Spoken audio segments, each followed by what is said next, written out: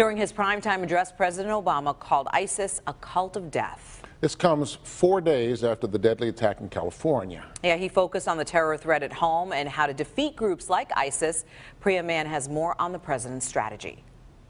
The president spoke for about 13 minutes in just his third address from the Oval Office. He outlined his strategy to keep the country safe as the threat of terrorism evolves.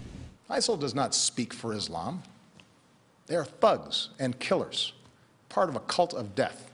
Using some of his harshest language to date, President Obama detailed his plan to prevent another terrorist attack.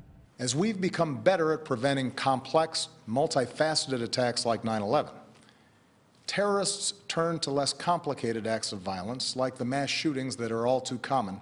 The president said the U.S. is working with allies to destroy ISIS targets in Iraq and Syria. And since the day I took this office, I have authorized U.S. forces to take out terrorists abroad precisely because I know how real the danger is. The president also made his case against a ground war.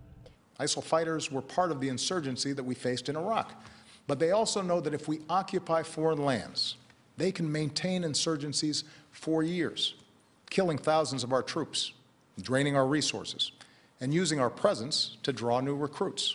In a plea to Congress, President Obama said people on no-fly lists should not be able to buy guns. What could possibly be the argument for allowing a terrorist suspect to buy a semi-automatic weapon? I know there are some who reject any gun safety measures, but the fact is that our intelligence and law enforcement agencies, no matter how effective they are, cannot identify every would-be mass shooter. The president ended his address with a call for unity, that Americans should reject fear and suspicion of fellow Muslim Americans. We cannot turn against one another by letting this fight be defined as a war between America and Islam.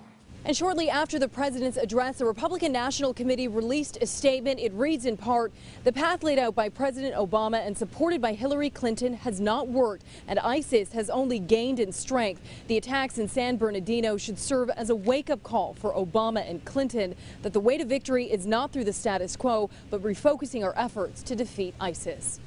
Reporting from Detroit, I'm Priya Mann, Local 4.